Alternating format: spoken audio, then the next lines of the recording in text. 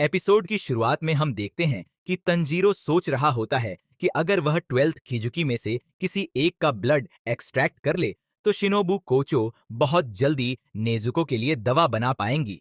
इसी सोच में डूबा हुआ वह इनोसुके की ओर जाता है और उससे पूछता है कि क्या तुम ठीक हो, तुम्हारा बहुत खून बह रहा है।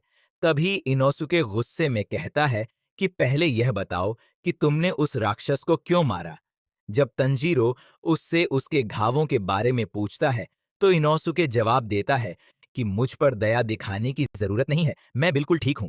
लेकिन तंजीरो के दिमाग में यह बात घूम रही होती है कि यह जगह एक डेमन फैमिली की तरह लगती है और वे सभी माउंट नाटागुमो पर रहते हैं, क्योंकि जब उसने उस राक्षस को मारा था तो उसने देखा था कि वह मरते वक्त भीख मांग रही थी। दूसरी ओर हम जेनित्सु को देखते हैं जो बुरी तरह डरा हुआ होता है और उसे लगता है जैसे किसी ने उसे काट लिया हो। वह घबराकर तंजीरो को ढूंढने लगता है। अचानक पीछे मुड़कर देखने पर उसे एक बकरी का बच्चा दिखाई देता है और वह और ज्यादा डर जाता है। भागते हुए वह खुद से कहता है कि अगर यह सपना है तो मैं चाहता हूं कि जल्दी से जाग जाऊं।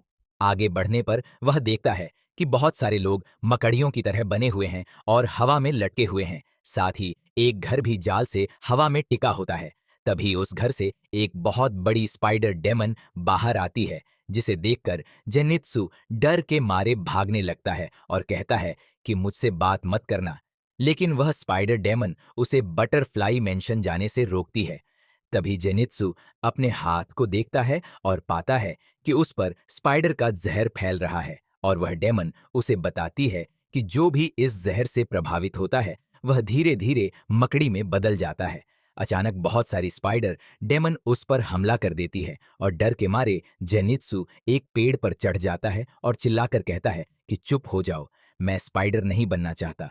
इसके बाद हमें जेनित्सु की ट्रेनिंग का फ्लैशबैक दिखाया जाता है, जहां उसका मास्टर जिगोरो कुवाजिमा उसे ट्रेनिंग करने के लिए कहता है और जेनित्सु डरते हुए कहता है कि मैं मरना नहीं चाहता, अगर मैंने और ट्रेनिंग की तो मैं मर जाऊंगा।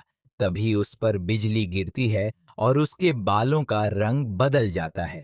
वर्तमान में लौटने पर हम देखते हैं कि चारों तरफ से स्पाइडर डेमन उसे घेर लेते हैं और जेनित्सु बेहोश हो जाता है। लेकिन उसी पल उसकी असली ताकत जाग जाती है। बेहोशी की हालत में भी वह थंडर ब्रीदिंग फर्स्ट फॉर्म का इस्तेमाल करता है।